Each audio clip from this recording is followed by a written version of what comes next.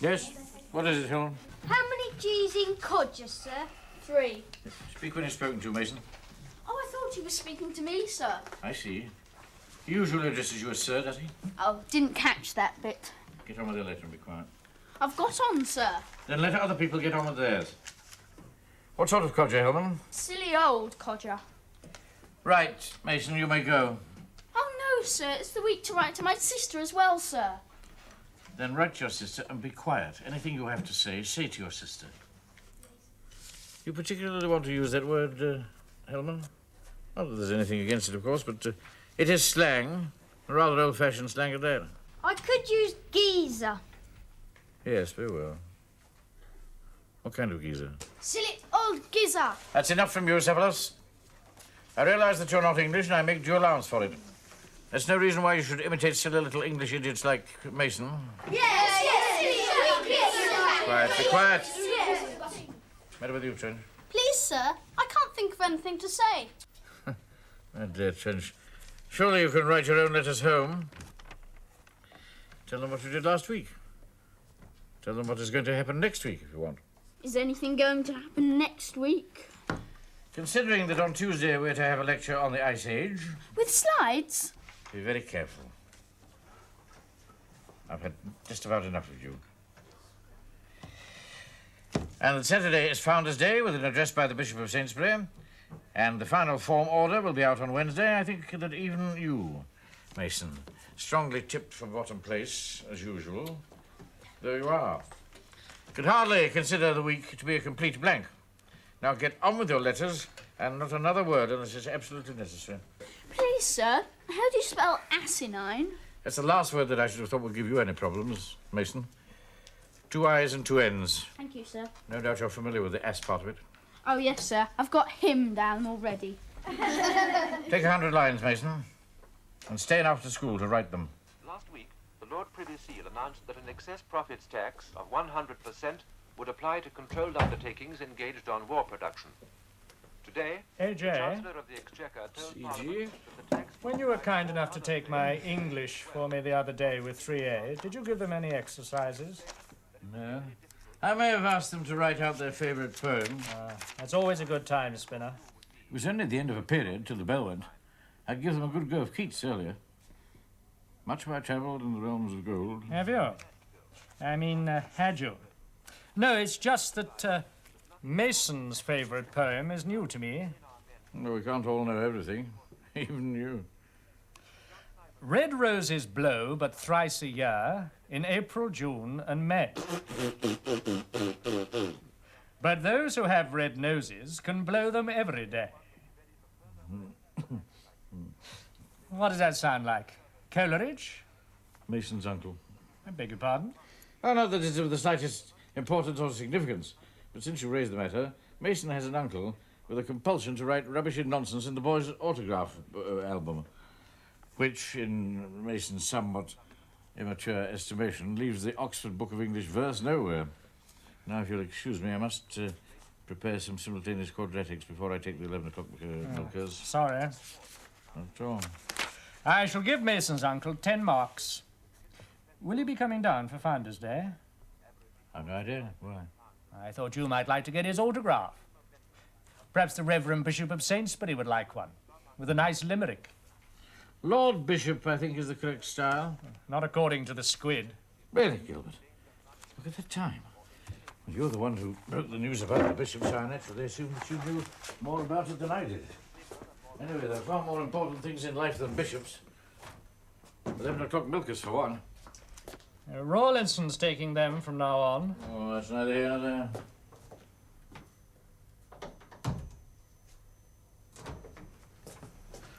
Rawlinson? Taking 11 o'clock milkers? And I thought you knew. Everything's been changed. But this isn't to be borne. I shall see the headmaster at once. Immediately.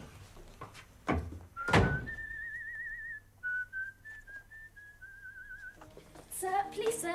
Not now, Atkins. No, sir. Are you going to see the headmaster, sir? Not just now, Atkins. Thank you, sir. Atkins? Sir? What's that you're carrying? Blotting paper, sir. I can see it's blotting paper, boy. What colour blotting paper is it? Can't you see, sir? Is it pink blotting paper? No, sir. Is it white blotting paper? Yes, sir. And are you allowed to use white blotting paper? No, sir, but Mr. Rawlinson Leave gave... Mr. Rawlinson out of this, if you please. This is a matter between you and me, you understand? Yes, sir. Is that all you can say, yes or no, sir? No, sir. Is it not a rule of the school that white blotting paper is for the teaching staff only and pink for the boys? But before Mr. Rawlinson took 11 o'clock milkers... Oh, very likely. He was opening the stationery cupboard, being a Friday, sir. You Because can it's tell only- me nothing about the designated days for the distribution of stationery. Nothing at all, thank you very much. We'll take that back to Mr. Rawlinson and remind him, with my compliments, as senior assistant master. You do know that I am a senior assistant master, don't you? With the resulting rights and privileges, which I must say are very rarely recognized, headmaster. There's a time for complacency. There's a time for asserting one's rights, headmaster. And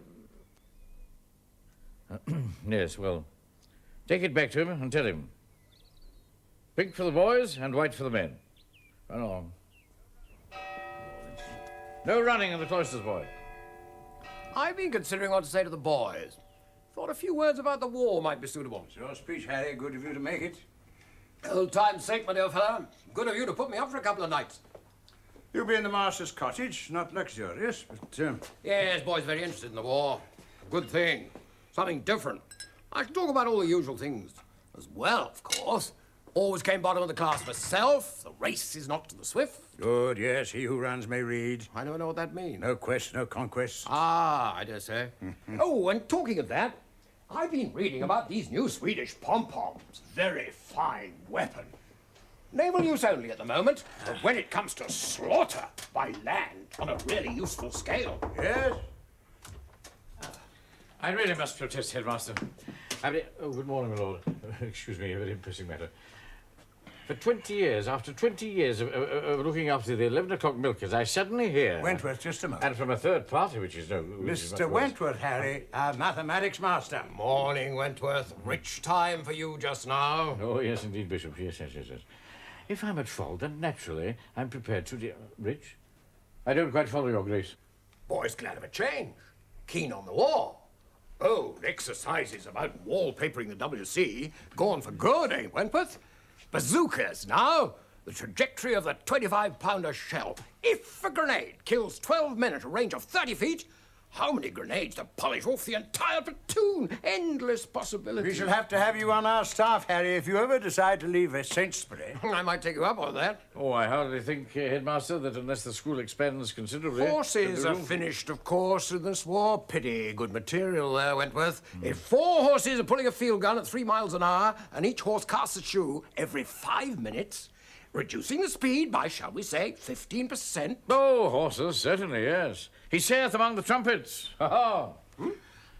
20 years, Headmaster, 20 years of taking 11 o'clock milkers, and now suddenly, without warning... Who saith? I saith. I mean, has Mr. Rawlinson some qualification that I don't possess? I'm very loath to criticize a colleague, but his behaviour was somewhat eccentric, you know, when he was in charge of stationery. No, Wentworth. Who saith among the trumpets? Job, chapter 39. The glory of his nostrils I'm is afraid terrible. I'm at fault here, Wentworth. Whose nostrils? I have a class to attend to. I'm sorry. Excuse us, if you... just a word of shop. yes, sir. Now, Wentworth, I was sending you an explanatory memo. Indeed, I have it here. I was about to sign it when I found his day guest of honor. Looked in. Ready for duty, sir! So, Now, you should find this in no way diminishes your standing as senior assistant master. In fact, the contrary, placing you in charge of the stationery and letting Rawlinson have the 11 o'clock milkers. well, in that case, of course, yes, sir. Thank you, Headmaster. Now, if I hadn't rather indiscreetly mentioned this to Matron, who no doubt mentioned it to Rawlinson. I see, same old trouble. Lack of communication, lines of communication. Get your orders up to the front line. That's where the killing goes on. There's your cold steel. Well, it's dry now. You didn't see a boy on your way here bringing me some white blotting paper? I particularly asked Rawlinson to send me some, perhaps in your new capacity as stationery chief. Certainly, Headmaster, yes, you shall have some at once. Ryan with something on the 3.7 ack. Oh, I intend If a Messerschmitt 101 flying at 300 miles an hour is intercepted by a Spitfire flying at 400... Now then, What can anyone tell me about the property of the symbol pi? Yes, Trench. Please, sir, it's a funny thing about wheels. Oh, what a very good answer, Trench. Yes, thank you very much. No, sir. I mean, I was talking about the wheel you've just drawn. The circle, Trench. Aren't wheels circular, sir? Not when some people draw them. Who said that? Take 100 lines off me. No, sir. Reduced to 50 for owning I up. wasn't owning up. I've got Oh, to... well, then take the 100 again. No, I didn't say it, sir. You can't get me out. Be quiet. Now, I know there's no school on Saturday because it's Founder's Day, but until then, we've got a lot to learn. And we shall treat pi in a proper manner. I've got to go and recite for Mr. Gilbert, sir. Recite to Mr. Gilbert? For the concert, sir. And who on earth does Mr. Gilbert think he is? A fool, a fool. What? I met a fool in a forest, a motley fool, a miserable world that I do live in by food. I met a fool. Mason, I thought it was Ottaway who was doing the reciting. Yes, sir, but I know it better than he does. He keeps on rehearsing in the dorm. You know, next bed. I do know it. You don't? I do. Okay, what comes after drew a dial from his poke? All right. So you know the whole speech, do you? Oh, yes, sir. Write it out 6 times.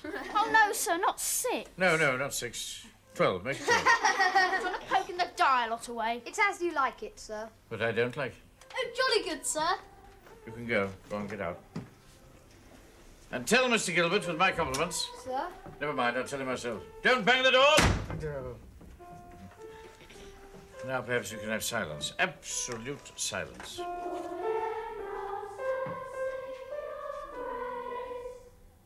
What's that rubbish coming from the music room?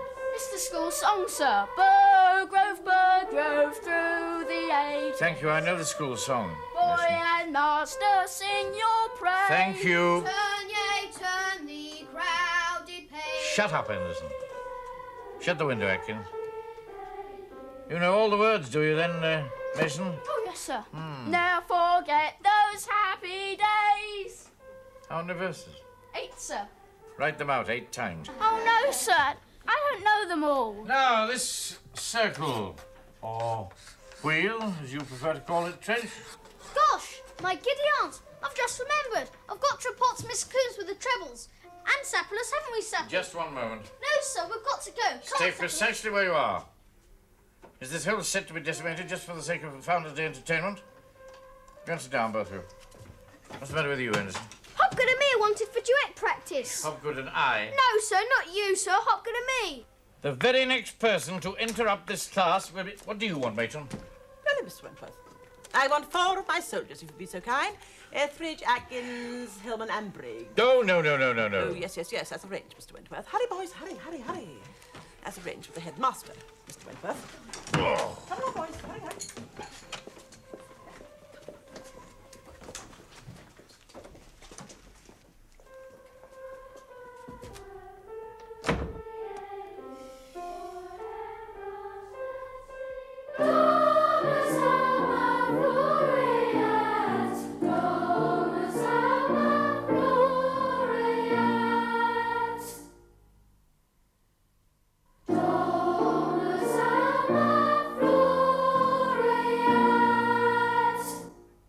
Eliminate the brackets, boy. Eliminate! Oh, dear. Hopgood 2. 3 out of 20. Excuse me, please. Excuse me, sir. What boy is that? Excuse me, it's me. Who's me? Mason. Coombs. Coombs? There's no Coombs in 3A. Miss Coombs. Oh, Miss Coombs. Oh. I'm so sorry. Forgive me. Your voice has the spiritual quality of a boy's. Do come in. Thank you. I know I really shouldn't be here. Nor should I. It's algebra at 2 o'clock. I tried to catch your eye at lunch just now, but you hastened away. So I made bold to pursue you hither. Well, hither I am. May I take your portmanteau? Violoncelle. Pardon? Thank you. Oh, yes. Many people call it the violin cello, but that is erroneous. Yes, of course. It's just that we lost so much time yesterday, you see, with boys being taken away for rehearsals. And so we're hoping that to wake up a little time this afternoon. Do sit down. I'm afraid that's not possible. Really? Oh, dear. I can never sit. Oh, excuse me. Rather an excess of sherry in the trifle. No, I just can't sit. Oh, I'm sorry to hear that. It's the pressure, you know. No, I didn't know, no. You seen Matron? Oh, yes. Twice this morning. And she was able to help. Greatly. Good. She's giving me a tableau. A tablet? Oh, well, let's hope it works. Tableau. She's doing an impression of the death of Sir John Moore. Oh, she should do that very well. What for? Why, for tomorrow, Mr. Wentworth, for the entertainment, for founders, for the concert. I can't do everything, so she's doing that. But I have to keep taking her soldiers away for vocal and instrumental purposes.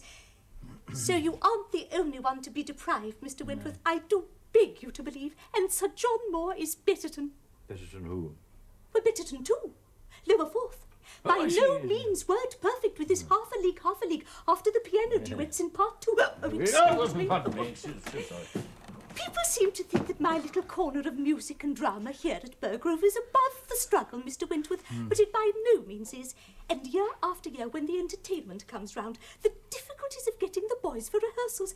And, oh, Mr. Wentworth, this is the last possible afternoon to polish up my 4 jolly sailormen for the finale.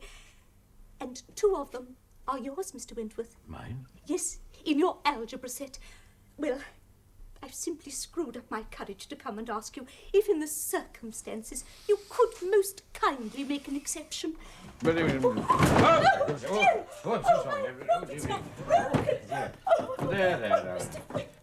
Come, Miss Coombs. Here. No weeping, please. Here, dry your eyes. There we are. And I'm sure that under the circumstances we can make an exception. 2 exceptions, in fact. Mr. Wentworth, you have made me so happy. Oh, I say. Oh, I'd no idea. Our congratulations in order. Well done. Rawlinson! I happen to know an acquaintance of mine in Sainsbury, Canon Slingford. Never heard of him. No, old Tommy Slingford, of course, ex-London Scottish. Killed no ends of Huns in the last lot. Loved it. Interesting. Well, here we are. Ah, my quarter's good. Yes, you may find them a little Spartan, I'm afraid. I'm used to roughing it. Oh, not at the palace, surely. Palace? Don't follow. The Bishop's palace. What are you talking about, Wentworth? What's the matter with you? Got some sort of ecclesiastical fixation or something? No. I'm just retired gunner, damn it. Joined this lot a couple of years back for want of something better to do. I thought you were the Bishop of Sainsbury. I mean, that's a Harry Bishop at school with your CO. Living at Sainsbury, waiting for a parish, hoping for Aldershot. At least hear some blanks banging off there. Well, thanks for the escort. Wentworth, you can fall out now. See you in the mess. Yeah. Thank you very much, Brigadier. Sorry, Ron, it's the wrong room. Oh, right, Rum AJ. Just having a bottle of your cherry blossom, if that's all right. Oh, yes. Yeah. What an embarrassing situation. You all right, AJ? Yes, perfectly. Yes, come as a bit of a shock, these things, you know. I had an uncle in Hastings. Never looked at a woman till he was 60, and then went all to pieces over a hospital almoner. Oh, well, they're good enough for ruddy founders. I suppose you'll be helping with the music now? What music? Miss Coombs' music, now that you two got together. Rawlinson. And then she can help you with the stationery cupboard. Rawlinson. Top shelf at the back, by the way. That's where her... Will you manuscript please paper is stop? kept. I'm not entirely without a sense of humour, as many a master and boy will vouch for over the years. But if you're thinking of starting some ridiculous rumour that there's anything at all between Miss Coombs and myself... Well, there was very little between you in the common room this afternoon. I warn you. If you breathe a word to Gilbert, who has an uncanny capacity for twisting the most simple facts out of all recognition. Bishop of Sainsbury, indeed. All right. Calm down. Not a word, not a whisper. There's nothing to whisper about it. If you say so, AJ, mum's the word. Interesting thing about the Bren gun, the life of the barrel under ordinary wear and tear is only about 8. Oh, I still love them all, Mrs. Cartwright. They're my boys. Work, play, or screaming coals, it's all one to me. Thank I you, regard Headmaster. myself as a mother. It's very kind of you to say so. No. The 4 jolly sailormen struck me as being particularly jolly. Biscuit, sir? I think not, Mason. Oh, I think you're right, sir. They're absolutely colossally awful, sir. Biscuits? Oh, no, thank you. Very nice to hear that, because I always work on the principle, you know, that when in loco parentis, which, of course, I find myself with your son Leonard and Mr. Atkins. Ah, Mr. Halliday, excuse me one moment, Wentworth. I just wanted a word with you about your boy Donald. Well, yes, we have been extremely lucky with the weather. Indeed. Oh, I don't think you know, Mr. Wentworth. Mrs. Hillman, A.J. I've told her all about you. Very great pleasure, Mrs. Hillman. So I believe. I beg your pardon? I believe you're quite a ladies' man, Mr. Wentworth. Am I? Oh, no. I wouldn't say that. Yes, I believe you are. What makes you believe that? I take impressions very quickly. Do you really? Oh, what a funny old gargoyle your headmaster is. We're not alone. It's hardly my fault, Mr. Wentworth. Nearly as funny as Lady Cleethorpes, don't you think? Peggy, darling! Just look at that wig. I really think I ought to be circulating. Do you know it around costs her myself. $1,000 a year to look like that, and she can afford it? Well, no one can say that about you, Mrs. Hillman. Meaning that I'm cheaply turned out. Here she comes, spiteful old cat. Oh, Francis, and who's this you've captured? Mr. Wentworth, Lady Cleethorpes. Ah, yes. I've heard of Mr. Wentworth. A very great pleasure. He always says that, don't you? Hmm? Means it, too. Well, I shall leave you two alone together. Oh, but Did she tell you I wear a wig? She usually does. yes. Of course I don't. No. I've been told you're a great disciplinarian, Mr. Wentworth. Oh, that's very kind of you to say so. I don't mean to be kind. Young boys of this age are extremely sensitive, vulnerable. The iron hand, perhaps. The velvet glove, certainly. Ah, we see eye to eye.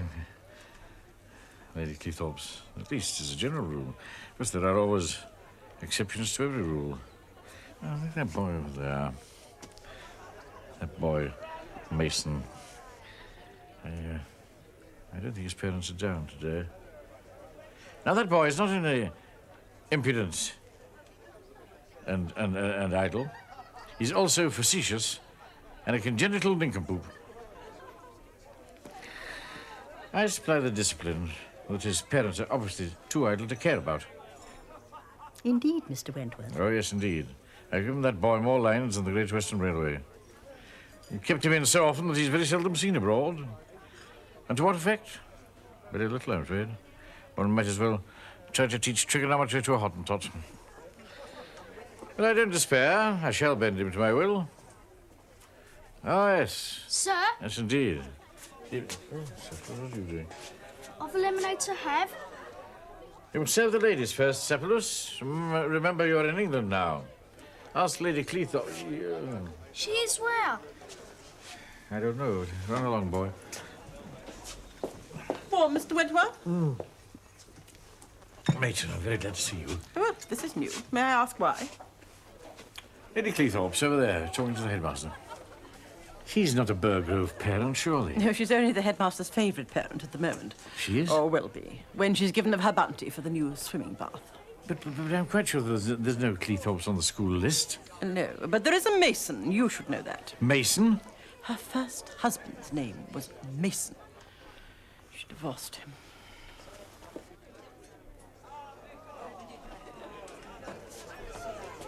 Wentworth? Wentworth?